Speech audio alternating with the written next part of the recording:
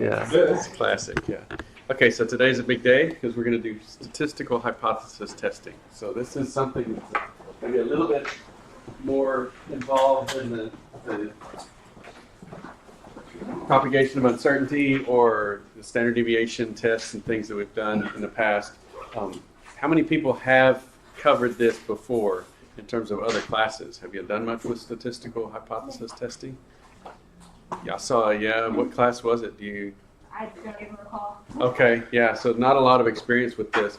So that's good. So it's, for the most part, you're not going to be able to do the calculations by hand as we go along through the lecture because they're in Excel. But I'm going to count that as a full, chunk of homework. So it's probably worth a full 5 pages. So you can do this whole assignment yourself in Excel and then just upload that XLS file and that will count for a week's worth of homework. Okay. And so I wanted to emphasize that I want you to do all of these calculations in Excel on your own. The formulas are all in the lecture, so it's not like you're going to have a difficult time finding the formulas. But I want, for 2 things, I want you to do it yourself, and then I also want you to have a spreadsheet that you keep for the future where you've done all the calculations, right? So you can always go back and reteach yourself when you need it in the future. So a lot of these spreadsheets that we'll generate in this class will be tools for you. The next exercise that you'll do in Excel after this one is 3 calibrations, 3 ways to calibrate data. So there's the external standards, internal standards, and then standard additions. And so we'll do spreadsheets for all 3 of those and analyze the results. So there's really 4 different methods that you'll learn in Excel. Today's statistical analyses and then the 3 different methods for calibrating. Now for the exam, the handwritten part, the calibration exercise will be something that I want you to show me that you can do. That you can take a calibration curve with an equation and you're given some y values. I want you to tell me the concentration. I want you to use the calibration curve. That's pretty easy. You just y minus b over m. But then I want you to propagate the uncertainty. I want you to tell me how sure you are and calculate the 95% confidence interval and so on. So on the exam, you need to be good enough with the calibration methods to not just give me the concentration, but also to tell me how sure you are of that. So that's where we're moving towards. Today's lecture is really a lot of mental work and evaluating whether you're confident or not and to make a decision. So that's what we use hypotheses for. And so we have this word, the null hypothesis, H0. Okay? Null is another way of saying 0. So the null hypothesis is your baseline hypothesis. Okay? And here are some examples of null hypotheses that we use in science and in this course specifically. So when we do a linear fit and we do an ANOVA, an analysis of variance on that, the null hypothesis for M and B are that they're not statistically significant. So that's our baseline hypothesis, that the linear fit, this slope and intercept that we got was just due to scatter in the data. It's not a real effect. Now that doesn't mean it isn't real. That's just our null hypothesis. We're going to either prove that right or not. So we need to state our null hypothesis. Where are we starting? We're starting with those values not being statistically significant. And then if our p-values are such, if they're below 0.05 for each of those, then we say, yeah, they must be significant. Okay, so then we'll talk about p-values here in a second. Here's some other null hypotheses. That the data distribution is Gaussian. So we get some data and we look at it, we say, okay, let's assume it's a normal distribution and let's do a statistical test on that to see if it matches the normal distribution or if there's any kind of outliers or special causes or some kind of, maybe it's bimodal, there's 2 groups of data and it doesn't look like a Gaussian, it looks like 2 Gaussians, and that's not a normal distribution. Or the trainee, today's example is the trainee compared to a forensic chemist. So here the forensic chemist is someone who's been working in the lab for quite a while. They're well trained on all the instrumentation. And then we have a trainee coming in, a new hire. We have them analyze the same cocaine samples. Okay, they run 10 analyses on them each. And we have this is a library sample for us, so we know what the percentage cocaine is. It's 13% cocaine. And then we have all the data that the trainee gathered and all the data that the forensic chemist gathered. So we're going to compare their 10 runs with each other. And today's example is just this particular one. And our null hypothesis would be that the trainee and forensic chemist data sets are from the same population. So we pulled them out of the same bag, right? So they analyzed the same data, and so that's our baseline analysis, that they pulled their information and they analyzed it from the same bag. So our null hypothesis is that their data sets are from the same population, meaning they have the same average. Okay? We'll do a statistical test to see if that's true or not. And then the other null hypothesis is that the trainee and the forensic chemist had the same variance, or standard deviation squared. This is using the F-test.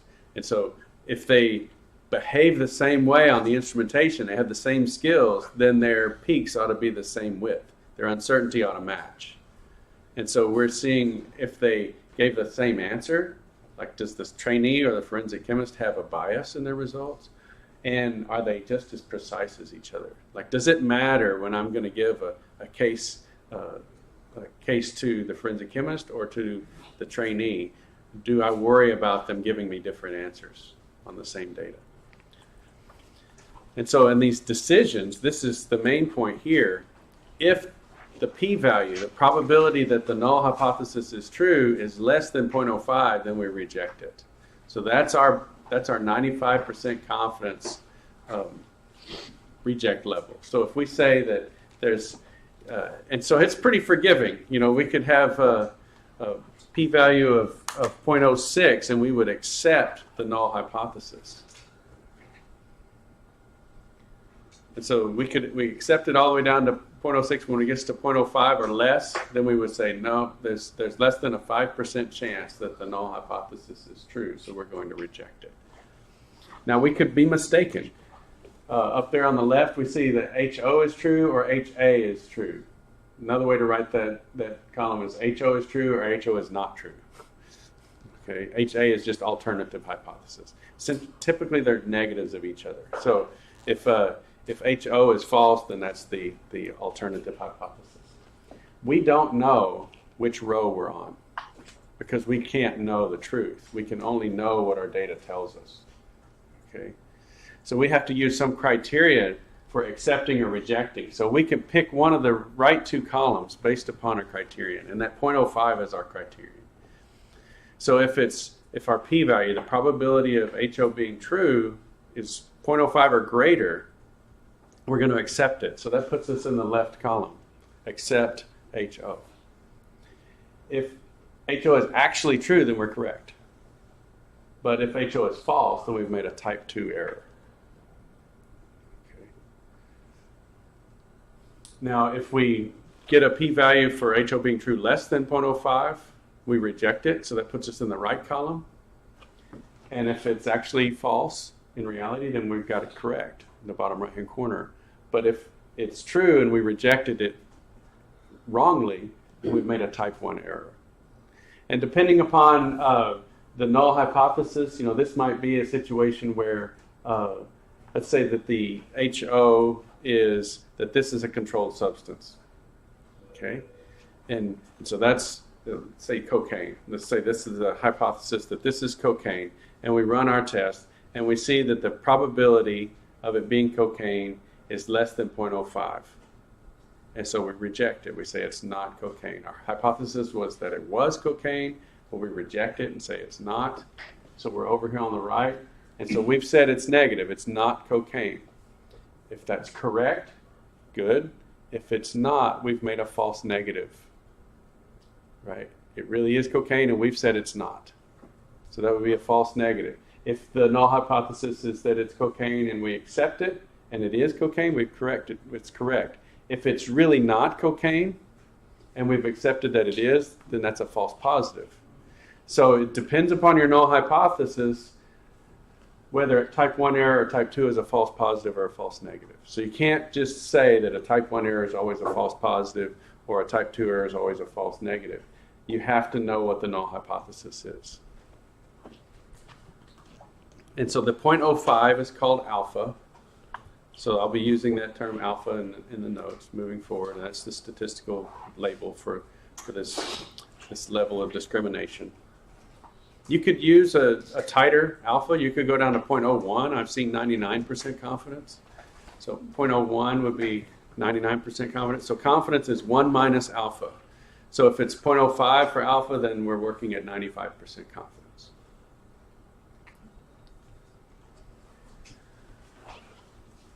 And so here's the bottom line. If you can't state your null hypothesis clearly and concisely, then you shouldn't be doing statistics. Okay. You shouldn't be quoting statistical tests. You should be very careful saying that a type 1 error is a false positive or a false negative if you can't state the null hypothesis, because you can't justify your statement. You've got to be able to know the whole scheme. You can't just say, oh, that's a false positive or a false negative. I'll pause here for any clarification.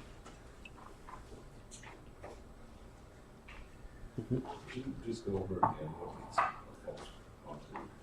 Yeah, it depends on the null hypothesis. So let's, like I was saying, if our null hypothesis is that this is cocaine, okay, so that's H0, and that would be that row, H0 is true. So that row would be the fact that it is cocaine. Now, if we run our analysis and we say that it's cocaine, that puts us in the left column. We've accepted that it's cocaine. And our null hypothesis is that it's cocaine. Now, if it's true that it's cocaine, we're correct. If it's false, then we've made a false positive, because we've said that it is cocaine and it's really not. Okay?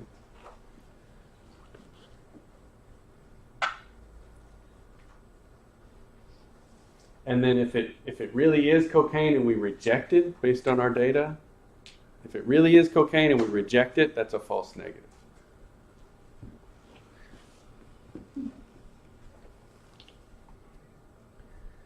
Okay. And so it helps to just write these out, whenever you're doing an analysis.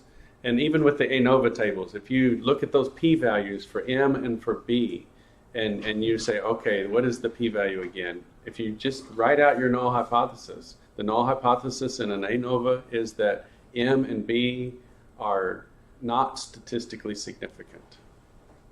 Okay. And so it's kind of a double negative. Let me go ahead and write it out.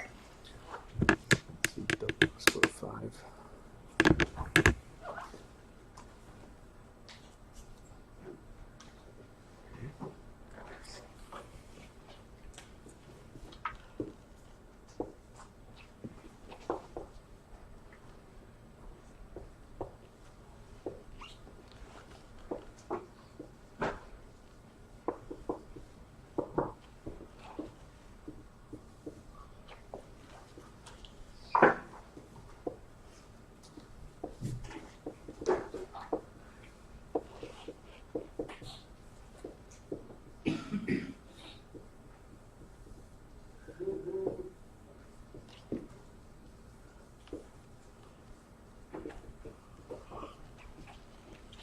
So this is one way to write the null hypothesis, that M and B in an ANOVA analysis are not statistically significant. What does that mean? That means that they're due to noise in the data. You might see a plot that, it is kind of noisy, and you say, well, is there a real slope there? Maybe we just didn't get a noise dot there and we didn't get a noise dot there, so it does kind of slope to the right. And we could draw a line through that. And our null hypothesis is that the slope and the intercept, this is B, and this is y equals mx plus b. So the slope M and B are just due to the random noise in our data. Our data is so noisy that it gave us a false slope and a false intercept. That's our null hypothesis. And so if that were the case, our p-values would be pretty high. Let's look at let me scoot this over so I can actually. So if this were the case in the data, the probability of the null hypothesis being true would be pretty high, right? Because their data is so noisy, what's the probability that that slope would be fooling us, right? It's not statistically significant. And so this might be, say, 0.4 and 0.1 or something like that. So we come over here to the p-values, we do an ANOVA analysis on that data, and the probability that M was created by noise is 40%. Okay. And the probability that B was created by the noise in our data is 10%. Okay. And so we would say that the null hypothesis, we would accept that. We would say that the null hypothesis, according to our analysis, is true. We would accept that. It would have to get below 0.05 for us to say that they were statistically significant. So this is the probability that they're not statistically significant. Let's redraw our data. Let's have a different experiment now. We cleaned things up.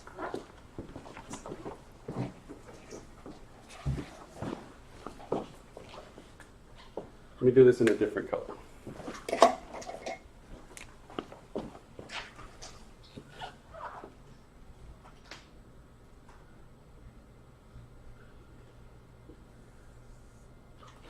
Much tighter data set.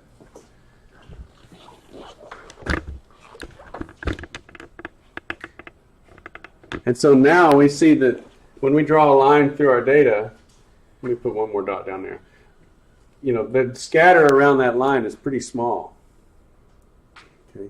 And so this kind of arrangement where the data has a definite trend, our null hypothesis is that the slope and the intercept were caused by random noise, but we don't really have that much random noise, okay, in this case. And so then our p-values for the blue curve might be 0.02 and 0.04 for this case. So this is where the double negative comes in. This is the probability that M and B are not statistically significant. Okay? So we have a 2% chance that it's not significant, and a 4% chance that B is not significant. So we can get rid of the not, right? They are significant. Okay. You follow that? We're saying that they are significant at a 95% confidence level. This is below 0.05 in both cases. And we're saying M and B are both significant because the negative null hypothesis fails. And so then the alternative is that they are significant. See how the test works? This is telling us which column we're going to be in, whether we accept HO or reject it. We're rejecting HO because of our p-values. But if you don't know what the HO is, then you can't use your p-values because you have no idea what you're accepting or rejecting. Makes sense? Good, good, good.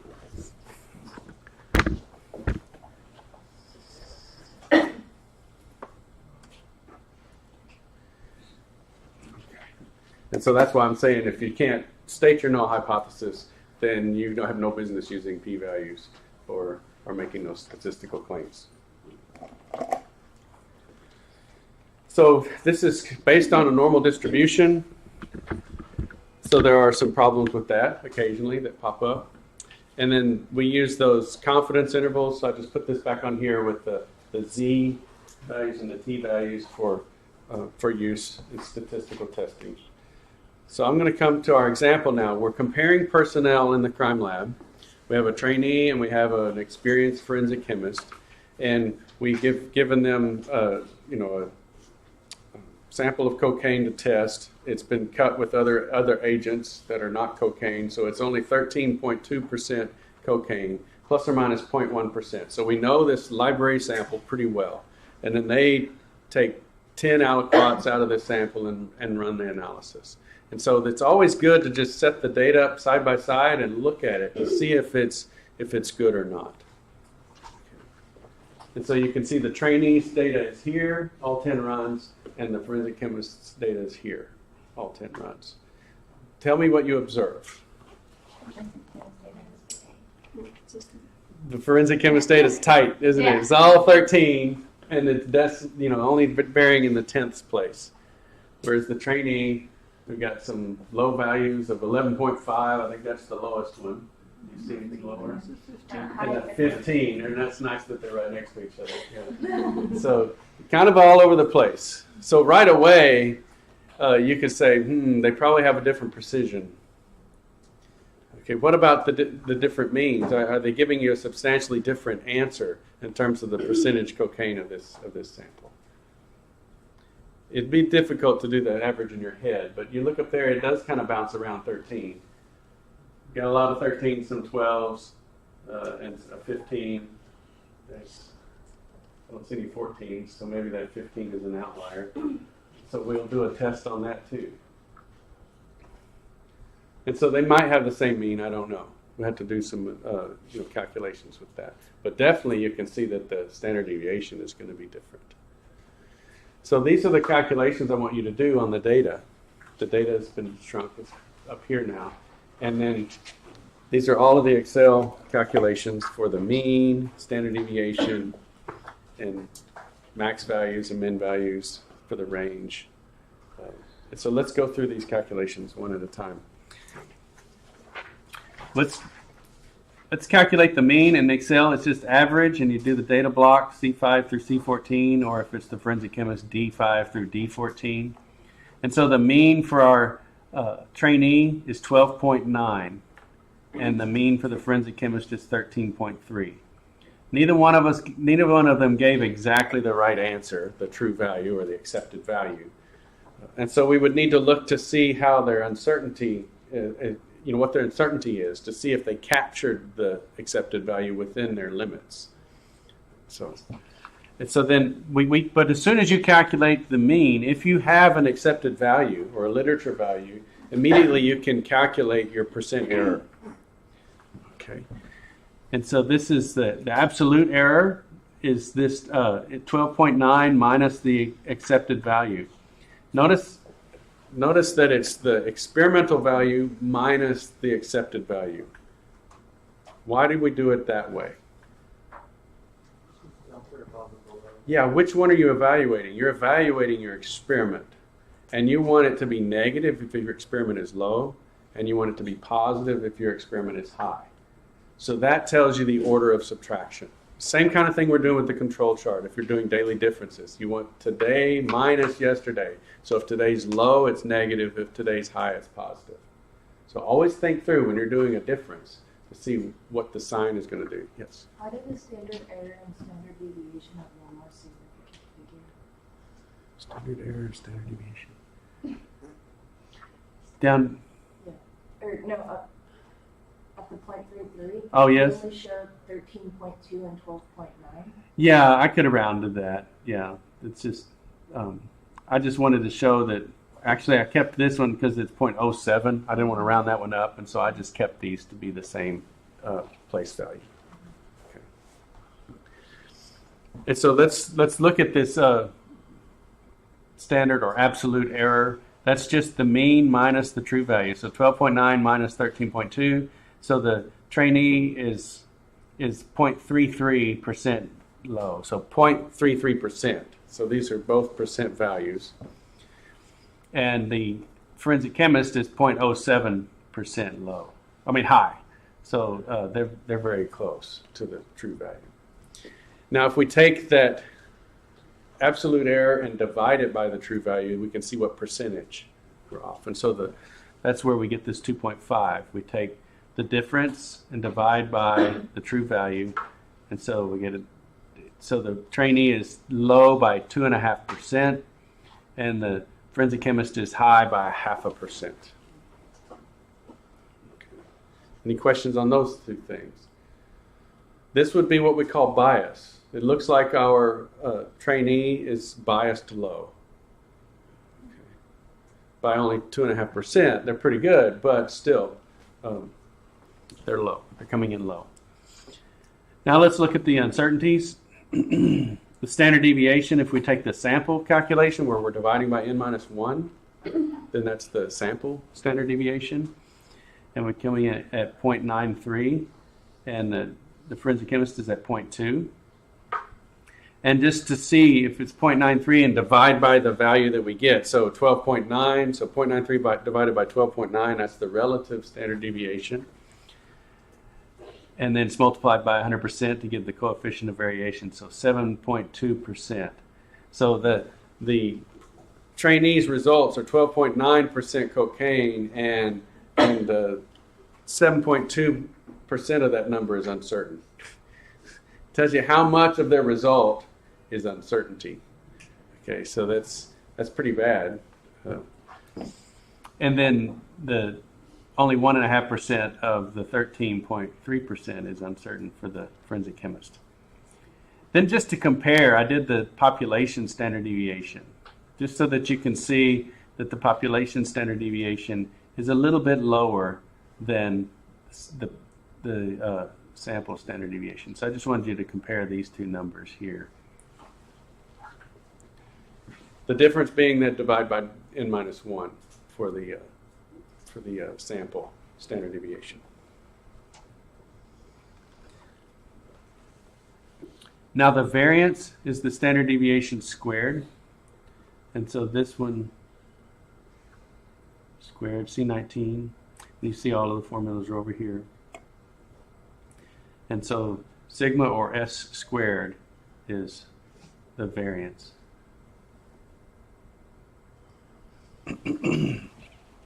The range of data is sometimes useful. Then you can see if there's, you can kind of see if there might be an outlier or not. The range here is 3.5. The range for the forensic chemist is 0.6. Very easy to calculate that using the max and min functions in Excel. You don't have to go through and find it, and maybe you make a mistake and miss one. So you can look at max minus min, and then it'll give you the range. And then this confidence level, this is that t value divided by the square root times the standard deviation. So this is t s over root n.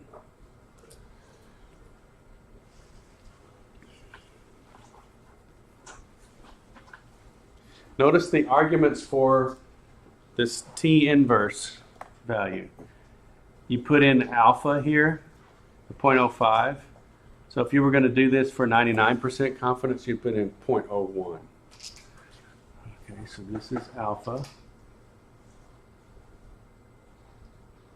And this 10 minus 1 here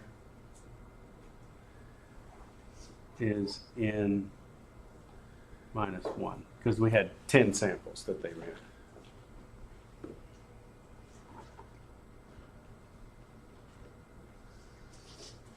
So this is giving you your plus or minus ranges for your 95% confidence interval. So it should be plus or minus 0.66.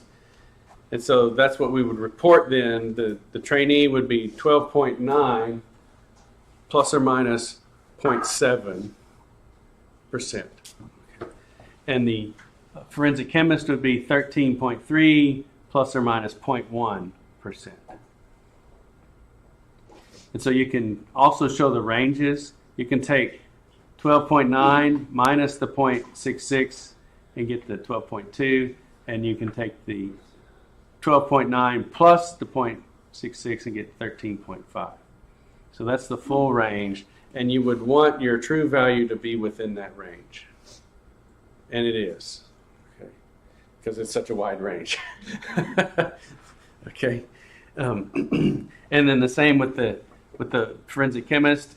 Even though they're very close to the value 13.1, they are off a little bit. They're 0.5% high, but the range captures it. So their range for their 95% confidence interval is 13.1 to 13.4, and the true value is within that at 13.2.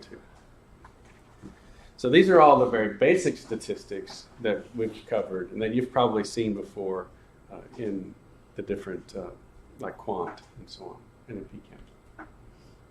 The only thing new may be using this t-value. Typically you look it up in a table, but here you have an Excel formula for it. So go ahead and use the Excel formula and get used to doing that.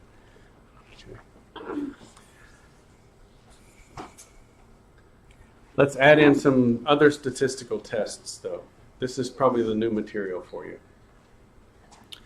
We could test to see if that's an outlier right there. This,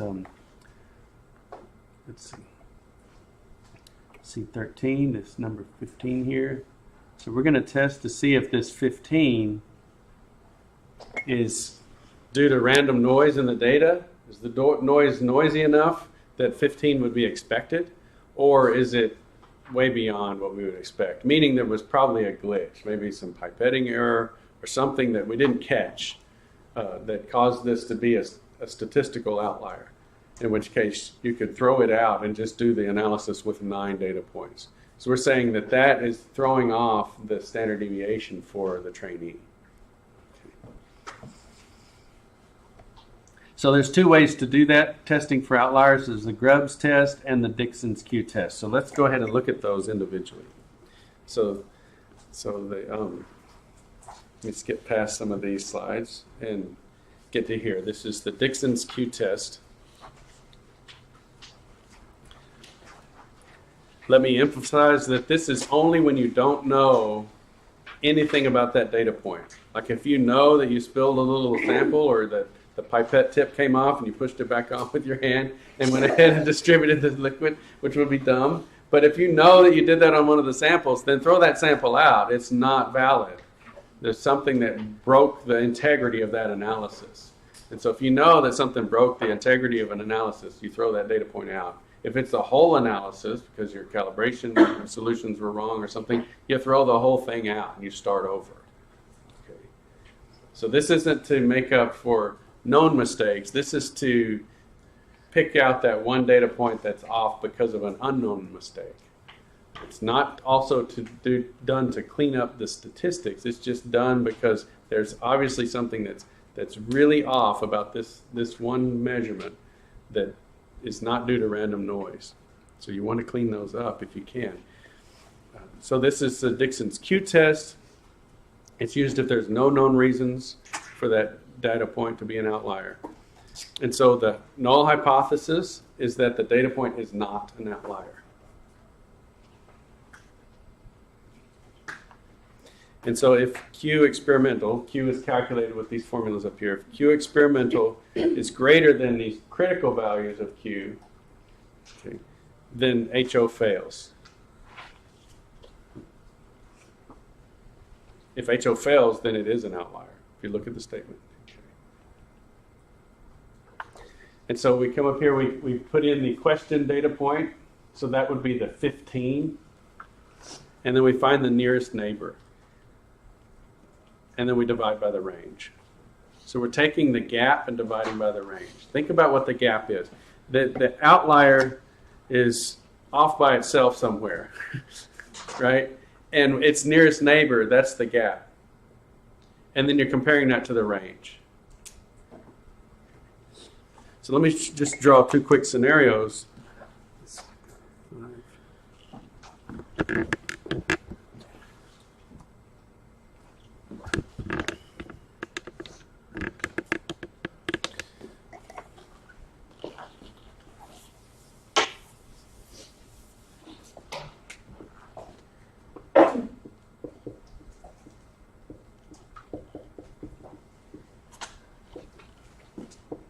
So if we have a number line and we have a data point here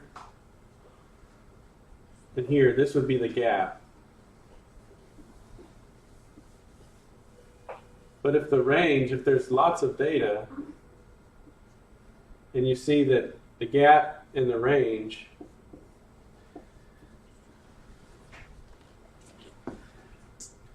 if the gap is a substantial portion of the range, then it's probably an outlier. If it's not a substantial portion of the range, then it is. So we're looking at this gap divided by the range, and those Q values are the ratios related to various levels of confidence, various alpha values. So this would be an outlier down here. We have our gap here, so this would be the gap. And then all of our other data points are very close to that one. And so this is the range. So most of the range is made up by that gap here. So that's what an outlier looks like. Here, a very small portion of the range is made up by the gap. And so that's not an outlier. And so looking at it, it's hard to make a judgment. You need some numbers. You know, is it above or below a threshold? And that's what the Q table is for.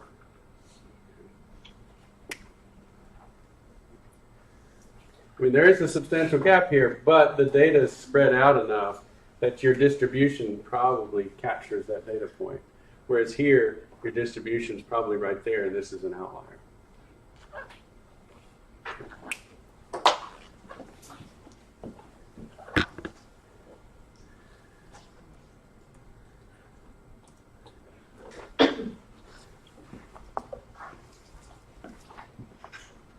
And so the numbers for this test for data point 15 are shown previously here. And so we took the gap, which was the 15 minus the nearest neighbor, let's say 15 minus 13.3, and then divided by the range. So the range was calculated in C24. And so this is our Q experimental.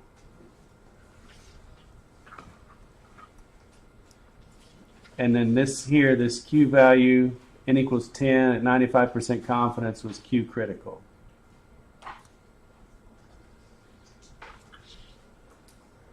And Q experimental was greater than Q critical, so therefore it's an outlier. HO fails if that's the case, and HO was that it's not an outlier, so then it is.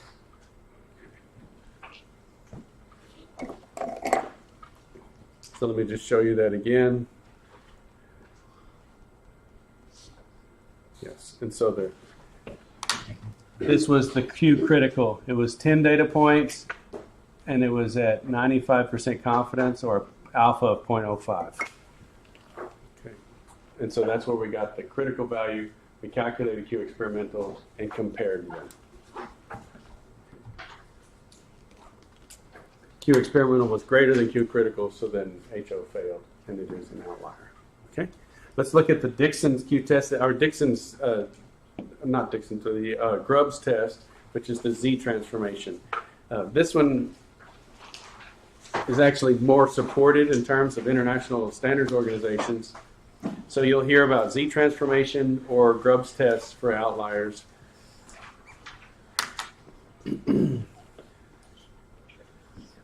It's the same kind of calculation. You have the question data point and its distance from something. Only in this case, it's not the nearest neighbor, it's its distance from the mean. So you're seeing how far from the average of the data, what's the deviation of our outlier, our potential outlier from the average. And then let's divide by the standard deviation instead of the range. Let's look at the standard deviation is the character of that normal distribution. And so that's our Z value.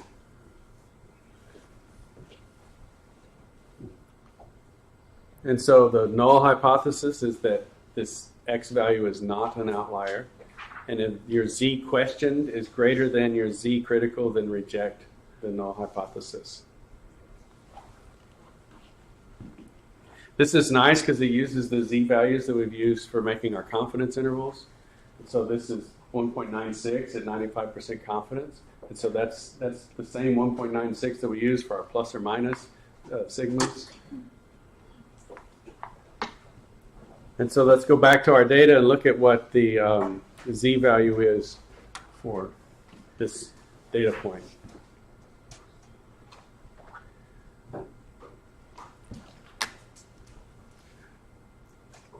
So we took C13 and subtracted the mean and divided by the standard deviation, and we got 2.3. So that's Z question mark. And then 1.96 was the Z 95% confidence. Okay. And so our Z question mark is greater than 1.96. And so this is an outlier also on the Z transform test. I would probably just use the Z, but I present Q because as a chemist you might run across that. It's published in Analytical Chemistry, and so a lot of chemists will use Q. I present both because wherever organization you join may have a preference, but my preference would be to use Z, just because it uses that common value for the standard deviation. Okay, let's stop there and ask about any things that need clarification. You feel like you could do this? If you've got a question data point, take that data point, subtract the mean, and divide by the standard deviation, and you get your ZQ question mark, and then look up the Z table. If you know the 95% confidence Z of 1.96, if that value is greater than 1.96, it's an outlier. Okay. Then you go back and redo all of the statistics with the other 9 data points. Now, I didn't do that in this PowerPoint, but you could. You could throw 15 out, recalculate all of the data points for the trainee using those 9 data points, and see what their actual mean was and their actual standard deviation, because this outlier wasn't due to just the normal variation in their operation. Something significant knocked this data point up to 15.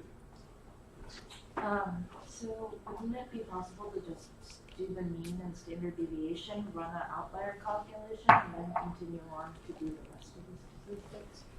Yeah, if you wanted to see, that way you don't waste any time. Yeah.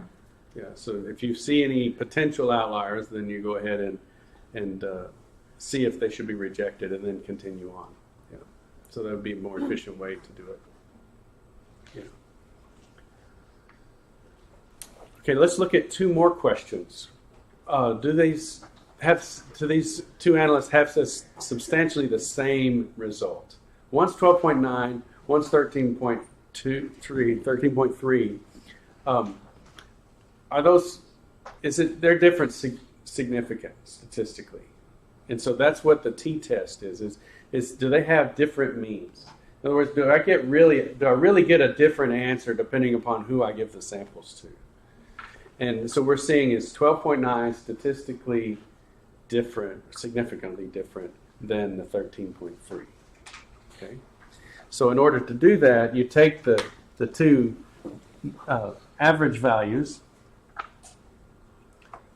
and you weight them based upon their the number of data points in each value, and then you divide by the pooled standard deviation. And so let's calculate that pooled standard deviation. So we had this calculation before. It's also shown in these notes as well. And so you have S1 and S2. So you have the standard deviation for one analyst and the standard deviation for the other. And remember, it's just a weighted average. So each one of them had 10 measurements, but we subtract 1 from each to calculate the degrees of freedom. So it's the standard deviation for the trainee times 9 plus the standard deviation of the forensic chemist times 9 divided by 18. And we take the square root of that. Okay. And so then that's our pooled standard deviation. And then the t-test for this data, the experimental t-test, is looking at the difference in the means. And so this would be the absolute value of mu1 minus mu2. Or I could have used x bar.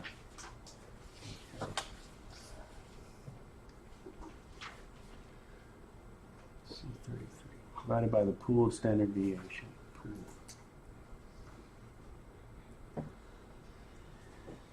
And I've run out of room. Let me get the eraser out.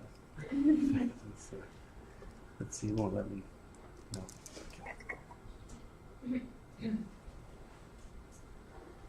Okay.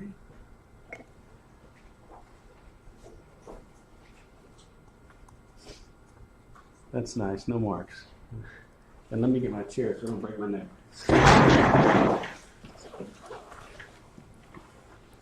Okay.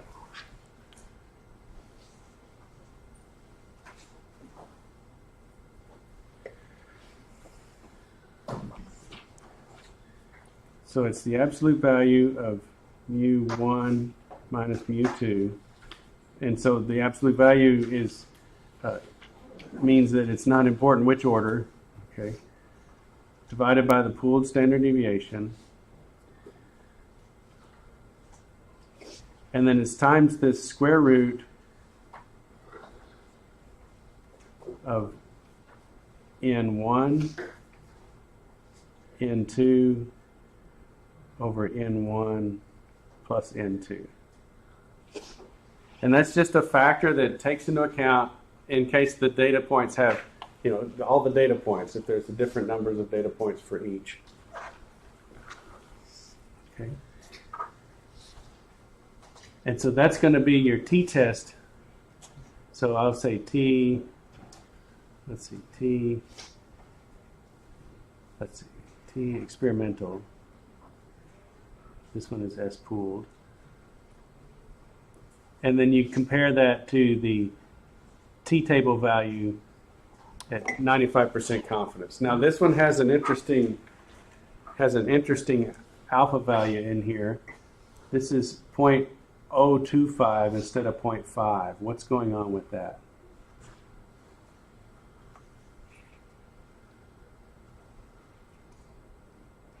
Can you see that? Why am I calculating my t value with a 0.025 alpha instead of a 0.05 alpha?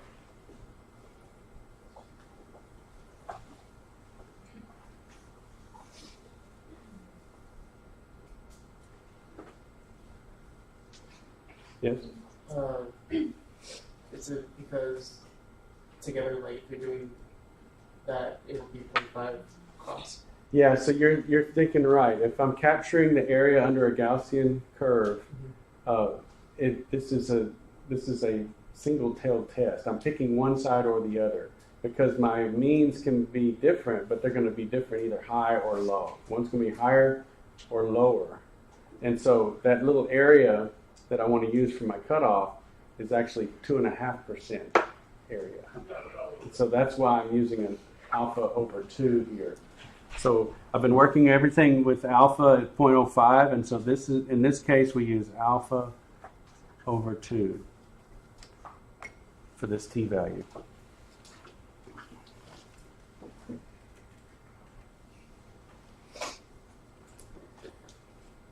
And so our null hypothesis is that the means have the same, they're from the same distribution, meaning they have the same parent average. The parent average we know is 13.2. And so are these means from the same distribution? In other words, are they substantially the same? And that's the null hypothesis, is that they are. Okay, if our t experimental was greater than the t critical value, we would reject that. Our t experimental was less than the t critical value, so we accept it. So see, t experimental is 1.3, t critical is 2.6.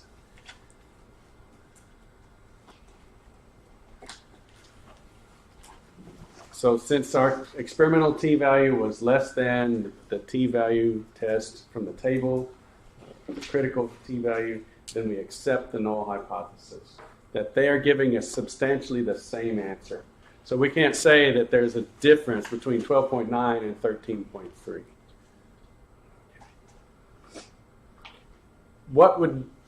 How would we have a difference between these two if our pooled standard deviation were really small, right? Because that's in the denominator. And so if our results were really, really tight, in other words, they differed in the hundredths place for each, and so the forensic chemist was 13.3 plus or minus 0.001 or something like that. I mean, they're very narrow data, and our trainee was 12.9 plus or minus 0.01. And so he was very confident that it was 12.9. And then the pooled standard deviation for both of them was really, really narrow. Then there would be a statistically significant difference between 12.9 and 13.3. Do you see? Those look close, but it really depends upon the uncertainty in the whole group. And so their uncertainty is big enough that there's really no difference between those distributions. But if they were like this, then there might be. Okay. Make sense? Okay. Now, that is one thing we want to look at now is the uncertainty in the forensic chemist versus the uncertainty in the trainee. And so that's the F test. Do they have different variances? So I know you're very familiar with the word standard deviation, but you need to be just as familiar with the term variance. It's just standard deviation squared. But the F test is called the F test for equal variances. And so I want you to see that or hear that term and say, oh yeah, this is comparing standard deviations. It's just comparing standard deviations squared. That's what it's doing.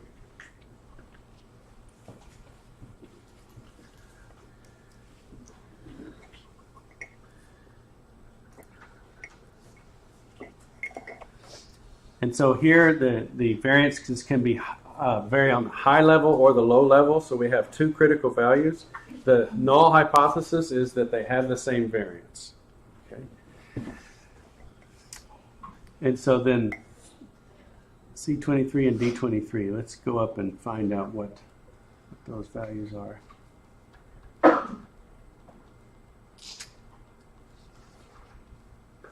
Oh, I'm going the wrong way, sorry. Bad mistake.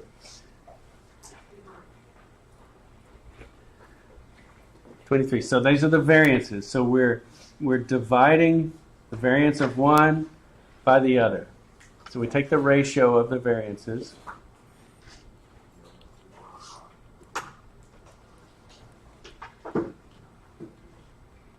Where'd it go?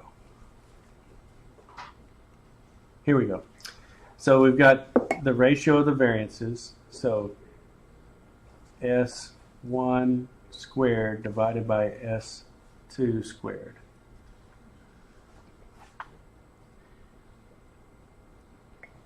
And that's 21.39. So that's the variance for the trainee is 21 times the variance for the forensic chemist. Probably going to be significantly different, don't you think? But let's do the test. So there's a test for it being substantially low and a test for it being substantially high. So here we have the F values, and you can see here this is the confidence level here of 1 minus alpha over 2 or alpha over 2. And then we have the degrees of freedom for the trainee and the degrees of freedom for the forensic chemist. If you were to redo all of these tests with just 9 values on the trainee, then this would be 8 for the trainee and 9 for the forensic chemist. Okay, so you would go in and adjust all of those numbers. Over here, the ends would be 9 for the trainee and 10 for the forensic chemist. And so then the question is our F experimental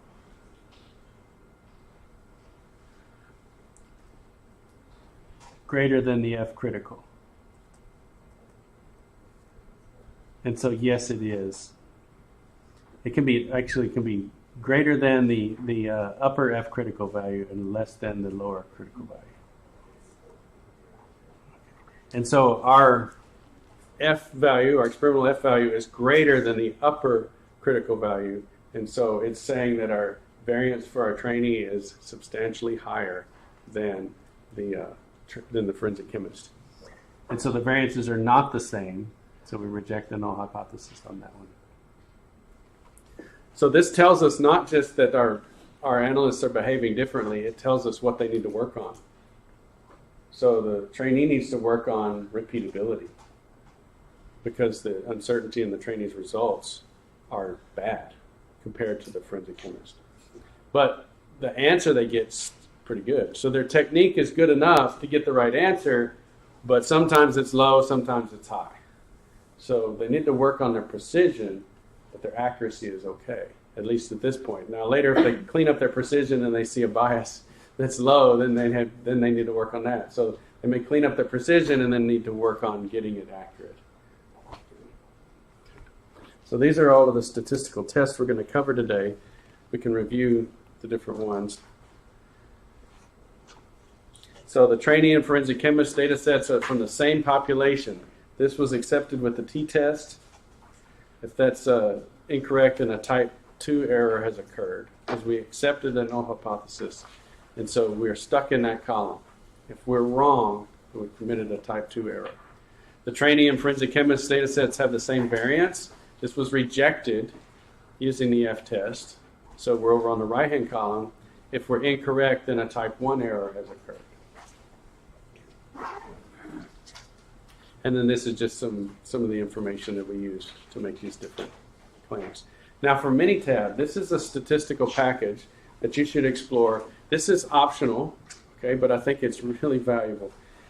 You're going to see in Excel, you write in all those formulas for the mean and standard deviation and everything.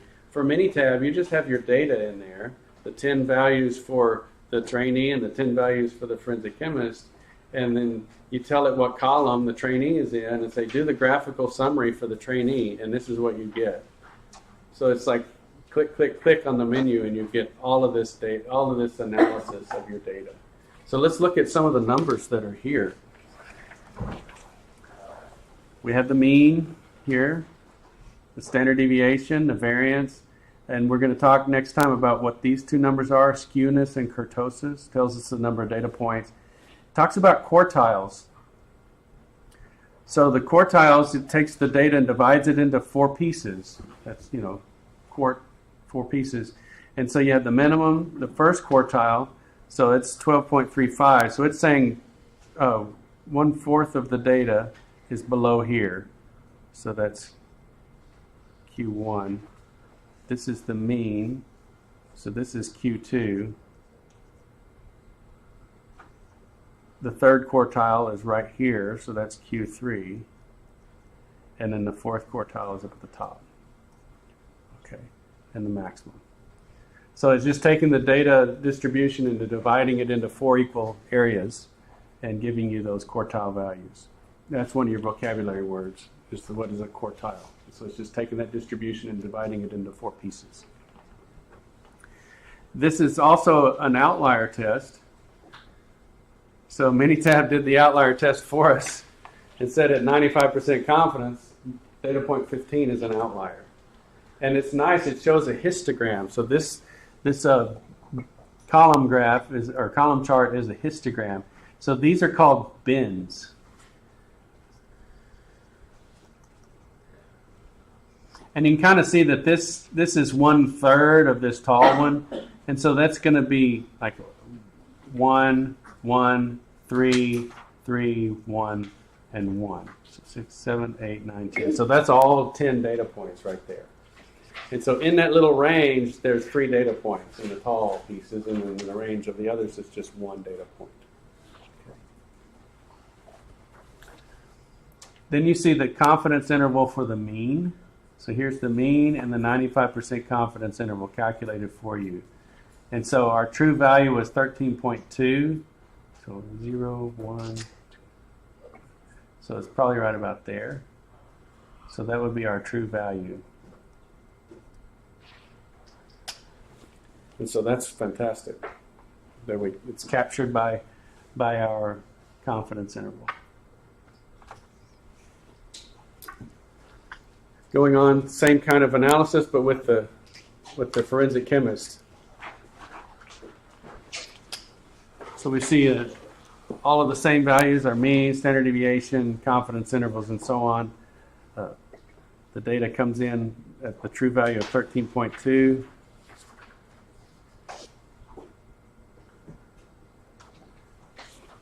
And so it's captured by the confidence interval. This is also showing the median and the confidence interval for the median.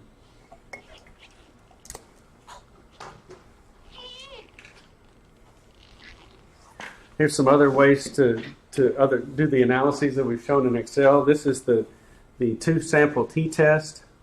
And so you go up to statistics, basic statistics. You can pick a 2-sample t-test, and then you put in the different columns, trainee column and the forensic chemist column.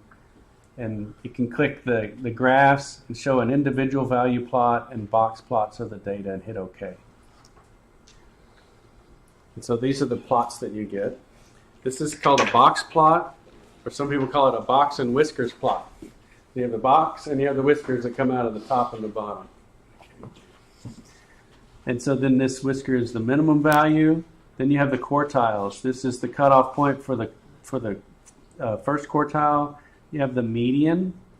And then this data point here is the mean.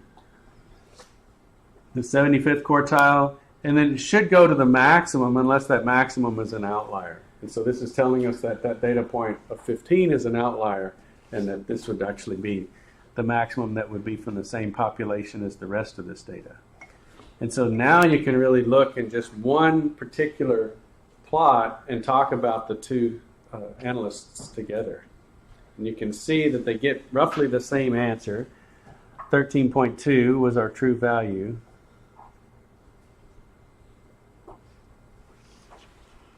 And so they're both getting close to the true value, but you can really see the difference in their uncertainties. You see the trainee has a really big box, and the forensic chemist has a really small box. And that's going to tell you what their variability is, their variances. Here's actually showing the data points. So an individual value plot, and you see how tight the data is for the forensic chemist. This is the F-test for equal variances. The p-value for this is calculated in this analysis as 0.000. I mean, it's so small that it didn't even register. And so again, that's the probability that the null hypothesis is true. So what's the null hypothesis for the F-test again?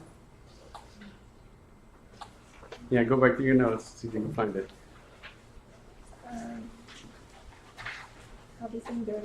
That they have the same variance, and so it's an incredibly small probability that they have the same variance, right? And so we say that they have different variances. Okay. And now the last piece of the statistics that I want to cover today is a sampling plan. I talked about giving this forensic chemist and the trainee, say a library sample of cocaine. If they didn't make sure it was homogeneous, before they started, then that could be the source of the problem. How did they sample it, right? Did the forensic chemist sort of cook the books by taking all of their samples from one little corner and making up their little lab samples, all from one little small space, and the trainee, being fresh out of this course at SAM, which is so good, know that they have to sample from the whole container. And so they got a little sample from the bottom, and one from the top, and several from the middle, and maybe that bottom was a really concentrated piece, and they got an answer of 15%, and that was a real answer. Okay? And so we can't just always assume that it's based upon problems, right? Maybe the trainee did it right in this case. So we would want to make sure we go through and don't just say do better, but actually analyze their procedures and ask questions. And if we find that the trainee was doing a better sampling than the forensic chemist, then we need to train them both. Maybe the true distribution is this really wide distribution because inhomogeneity in the sample, and not because of their techniques. I mean, sampling is a technique, and so that's something that we don't need to ignore. We need to actually investigate that. So this is probably I don't know about number one. I don't know how to rank these things, but this is incredibly important to the lab. You get a seizure of drugs, and you have 20 bricks of heroin. How do you sample that? Do you sample all 20? You just take the first one? Obviously, you don't just take the first one. How do you come up with a sampling plan? Now, that's what this GUM is. It's the Guidance for Uncertainty Management. And it's been posted, or at least one of the versions, I don't know if it's been updated, has been posted to Blackboard. It's a really big document, so I don't expect you to read through the whole thing, but you have a copy of it now. So if you did need to go dig through it, you would have it. Okay. There's also ASTM methods for sampling. And so You would inspect and sort the incoming evidence, and then you would decide on the number of samples to make for your lab to analyze. Okay, because how do you analyze an enormous seizure? Okay, and so here's, if you say we have an acceptable standard deviation or error rate or error of say 5%, then you could put that in, whatever that is. This is the acceptable error. That's kind of a difficult judgment to make. Okay, and if you understand what your uncertainty is in terms of your instrumentation, then you can put that in, and you can actually calculate the number of samples that you have to collect. Okay, this is the expected uncertainty in the sample, not the instrument. So you actually have to know something about the samples before you analyze them, and that makes it really difficult too. So I don't use either one of these. Okay, I use this one, which is it's just a nice simplistic model for coming up with a sampling plan. Notice we're trying to figure out how many data points we have to collect to say we've characterized this whole shipment. You've got a whole truck bed full of drugs. You could spend your whole life calculating, sampling that thing and analyzing it. When is it good enough? Do you need 5 samples or 50 or 100? And so this is the equation. If it's 20 or less, you sample all of them. Okay. And if it's above 20, you sample 10% of the number above 20. So look at this equation. It's 20 if you have 20, and then 10% of all of the ones above 20. So if I have 100 bricks, I'm going to sample 20 of them minimum, okay? And that leaves 80 behind. What's 10% of 80? 8. So I'm going to pick 28 bricks at random, and I'm going to analyze those, okay? Do you see how it is? If it's 20 or less, you have the resources to sample all 20, okay? But if it's 100, now you've got a problem, okay? And the difference between running 28 analyses and 100 analyses is substantial. And if you get the same answer for the first 28, you're going to get the same answer for the rest of them unless there's maybe one outlier, okay? But that's not going to change the scenario substantially, okay? Now, the one caveat to this is visually they have to be the same. They have to be very, very similar. So if you look at this truckload of drugs and half of them are orange and the other half are painted green, then you've really got 2 seizures. You've got to look at the orange ones and the green ones as 2 separate seizures. And so then you would use this twice. You would use it on the orange ones and you'd use it on the green ones. And so test everything up to 20 packs in a lot, and then test 10% of the remaining packs. And this is a little bit more conservative than just the 10% rule, because 10% of 100 would just be 10. So you're not just sampling 10 and saying that represents 100. You're sampling 28 and saying that represents 100. And so that's much more defensible. Okay. And this is in line with the stuff that's in the guidance for uncertainty measurement and also management, and also for the ASTM. So for homework, repeat the comparing personnel analysis calculations yourself in Excel. Do all of those different ones, especially the t-test and f-test and those kinds of things. Be able to do all of the above by hand and test yourself on the homeworks. And then optional, if you want to learn Minitab, go ahead and see if you can get to it on the campus computer. They think they have like a 90-day free trial too, so you could get that and you could use it, learn about it in this class, and then when it expires, it expires. Now there are other statistical packages out there. There's SPSS and R and all these different things that are way more powerful than Minitab, but Minitab has a lot of these canned algorithms that just save you a ton of time. So if you're not doing statistics professionally, you just want to analyze your data using these tools, then Minitab is a great option. Yes. So for the test, are you going to give us the tables for like? Yes, like you'll be able to, like say, I'll say the F critical is whatever, as if you found it in a table, Now the or the Z value or what have you. Yeah. So you just got to know what to do with the numbers. Yeah. But the big calculation will be the calibration example. Because I think if you can't do a calibration and can't analyze an unknown, if you will, and then also tell me the certainty, that's really bad. So we've got to make sure that you achieve that level of proficiency before you get out of here, right? And then the statistical testing will be kind of in the more multiple choice sections. Okay. Yes? So for the different equations, do you want to just memorize all of them? Or are you... I will give you the equations. So I'll create an equation sheet for everything that you'll need. Okay, so that'll be on the exam. Okay, including like the pooled standard deviation and all of that. Makes sense? Yes. This is something else, the control chart.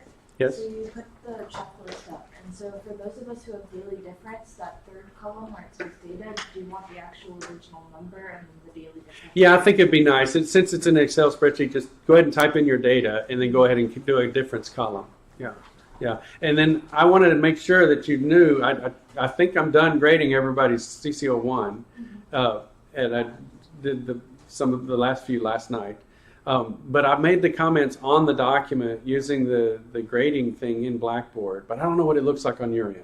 Okay, so be sure to pull up what was graded and look in the actual paper to find the highlighted stuff, because I put comments like if a sentence was without a verb or if there was some unusual wording. This is probably one of the few chances you're going to get in the chemistry degree to revise your work over and over again until it's really good. So I'm telling you, this is an awkward way to say this, and so you won't get full credit if it's not written well. But next time you can improve it. And so always look at those comments to see how you can improve your writing. And some of it is nuanced, right? It just doesn't sound scientific. But how do I put that into, a checklist, right? And so I'm giving you tips and pointers.